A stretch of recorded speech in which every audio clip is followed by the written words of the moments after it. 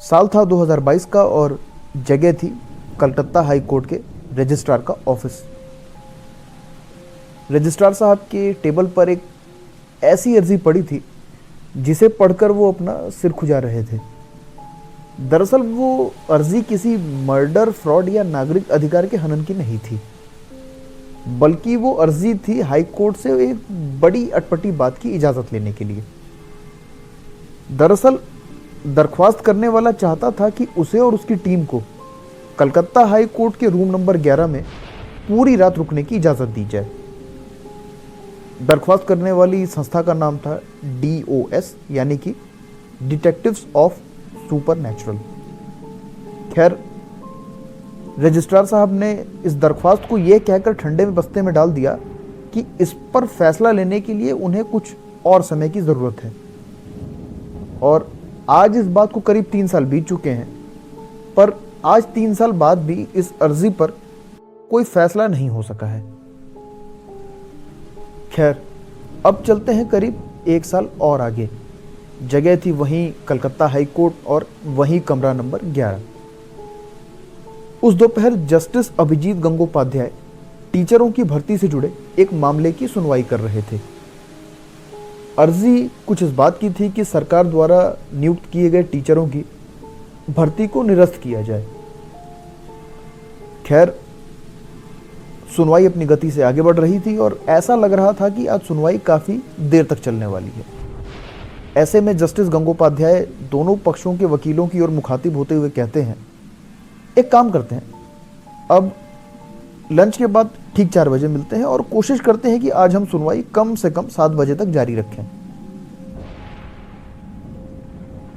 Justice Gangopadhyay के मुंह से यह बात सुनकर एकाएक कोर्ट में मौजूद सभी लोगों के चेहरे का रंग उड़ जाता है। हक्के बक्के होकर सभी एक दूसरे की ओर देखने लगते हैं। इसी बीच एक पक्ष के वकील थोड़ा साहस जुटाते हुए कहते हैं, जज साहब, लेकिन 7 बजे तक तो काफ़ी ज़्यादा अंधेरा हो जाएगा और उस समय तक तो कोर्ट में भी कोई नहीं होता है। ऐसे में ये सुनकर जस्टिस गंगोपाध्याय कुछ सेकंड्स के लिए सोच में पड़ जाते हैं और एकाएक कहते हैं, अच्छा सॉरी, मैं भूल गया था, एक काम करते हैं, अगली सुनवाई की तारीख हम परसों दोपहर को रख लेते हैं। ये कहते हुए जस्टिस गंगोपाध्याय कोर्ट को अगली तारीख तक के लिए मुलतवी कर देते हैं। जज साहब की यह बात सुनकर कोर्ट में सभी लोग एक चैन की गहरी सांस लेते हैं। पर आखिर कलकत्ता हाई कोर्ट के उस कमरा नंबर 11 में ऐसा क्या था जिसने उस दिन जस्टिस गंगोपाध्याय को अपना फैसला बदलने पर मजबूर कर दिया? या DOS ने कोर्ट के रजिस्ट्रार के आगे आखिर क्यों कमरा नंबर 11 में रात भर रुकने की इजाजत मांगी थी? इस बात के तार जुड़े हैं कुछ साल पुरानी एक घटना से। कोर्ट का एक साधारण सा दिन था और रोजमर्रा की तरह कोर्ट नंबर 11 में सुनवाई चल रही थी, पर संयोग से उस दिन भी सुनवाई कुछ ज्यादा लंबी खिंच गई और इन सब में कब शाम के 7 बजे किसी को पता नहीं चला। जज साहब लगभग अपना काम निपटा चुके थे और अपने काम के आखिरी हिस्से में ही थे। इसी बीच उनके सुरक्षा में तैनात एक पुलिस कांस्टेबल कोर्ट नंबर 11 से बाहर निकलकर साथ की घुमावदार सीढ़ी से चढ़ते हुए पहली मंजिल पे बने टॉयलेट में चला गया। चूंकि शाम के 7 बज चुके थे और कोर्ट परिसर में पूरी तरह सन्नाटा था और पुलिस वाला इस सन्नाटे की पीछे की वजह से भी वाकिफ था, इसलिए वो तेजी से कदम बढ़ाते हुए टॉयलेट के भीतर चला गया। कुछ देर में वो टॉयलेट से निकला और तेजी से सीढ़ी से उतरते हुए कोर्ट नंबर 11 के भीतर जाने के लिए कदम बढ़ाने लगा। अभी उसने सीढ़ी पर 5-6 कदम ही रखे होंगे, तभी अचानक उसे लगा कि जैसे किसी ने पीछे से जोर का धक्का उसे दिया हो। धक्का चूंकि बहुत तेज था, इसीलिए उसे संभलने का समय बिल्कुल भी नहीं मिला और वो लुढ़कते हुए सीधा सीढ़ियों से नीचे आ गिरा। जैसे तैसे खुद को संभालते हुए बड़े गुस्से से उसने नजरें अपनी पीछे घुमाई और इस इरादे से पीछे घुमा कि वो शख्स पे गुस्सा निकालेगा जिसने उसे धक्का दिया हो। पलटने पर उसने जो नज़ारा देखा वो उसके होश उड़ाने के लिए काफ़ी था। सबसे पहली चीज जो उसने देखी वो थी एक पाजेब, और पाजेब से उसे अंदाजा हुआ कि उसे धक्का किसी औरत ने दिया था। नजर और ऊपर उठाई तो उसने देखा कि उस औरत ने एक लाल रंग की साड़ी पहनी है जिसपे कुछ पीले रंग की प्रिंट थे। पर जैसे ही उसकी नजर औरत के कंधे के ऊपर वाले हिस्से पे पड़ी, वो नजारा देखकर उसका सिर चकराने लगा। उस कांस्टेबल ने गौर से देखा कि जिस औरत ने उसे धक्का दिया था उसके सिर के ऊपर धड़ नहीं था, यानी कि उस औरत का सर नहीं था। यह देखकर उसकी घिघी बंध गई। फिर जैसे तैसे उसने हिम्मत जुटाकर शोर मचाया। उसका शोर सुनते ही कोर्ट नंबर 11 के भीतर मौजूद अन्य पुलिस वाले और जज साहब खुद बाहर आ गए। सबसे पहले तो पुलिस वालों ने उसे उठाया और उठाकर जज साहब के चैम्बर के भीतर ले गए। वहां उस कांस्टेबल ने सारी आप बीती बड़े विस्तार से जज साहब और अपने साथियों को सुनाई। क्योंकि वो कांस्टेबल जज साहब का काफी विश्वस्त था, ऐसे में इस बात का कोई कारण नहीं था कि उसकी बात पर विश्वास ना किया जाए। फिर क्या था, जज साहब ने आनन फानन में यह आदेश जारी कर दिया कि अब से कोर्ट नंबर 11 के पास वाली घुमावदार सीढ़ी पर हमेशा कोई ना कोई पुलिस वाला तैनात रहेगा। पर यह पहली बार नहीं था कि जब किसी ने उस बिना सर वाली महिला को उस सीढ़ी के पास देखा था। कुछ बरस पहले भी 2 और लोगों के साथ एक ऐसा ही वाकया पेश आया था, जिसके बाद उन्होंने इस सीढ़ी से हमेशा के लिए तौबा कर लिया था। एक ऐसी ही शाम थी जब कोर्ट के 2 कर्मचारी एक महत्वपूर्ण केस पर काम कर रहे थे, और काम करते करते वो इतने मगन हो गए कि उन्हें पता ही नहीं चला कि कब अंधेरा हुआ और कब कोर्ट परिसर में सन्नाटा पसरा। उन दोनों कर्मचारियों में से एक का नाम था मनमोहन और दूसरे का नाम था वजाहरी। काम करते करते वजाहरी को अचानक प्यास लगी और पानी पीने के लिए वो कमरा नंबर 11 के पास वाली उसी सीढ़ी के पास रखे एक मटके के पास गया। क्योंकि मनमोहन कोर्ट में पहले से घटी उन घटनाओं के बारे में भली भांति जानता था, ऐसे में उसने वजाहरी को रोकने की बहुत कोशिश की, पर वजाहरी अपनी धुन में सवार था। मनमोहन की बात को अनसुना करते हुए वो मटके की ओर चला गया। फिर जब काफी देर बीतने के बाद भी वजाहरी नहीं लौटा तो मनमोहन को भी एकाएक उसकी चिंता हुई।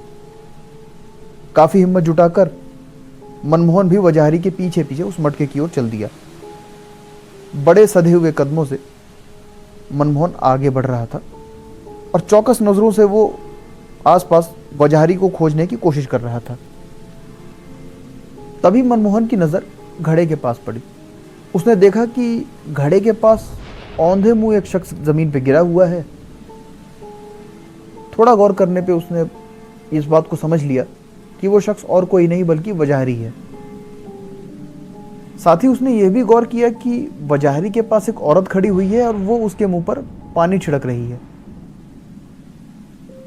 एक सुनसान जगह पर किसी तीसरे शख्स को देखना मनमोहन के लिए हौसलादायक चीज थी।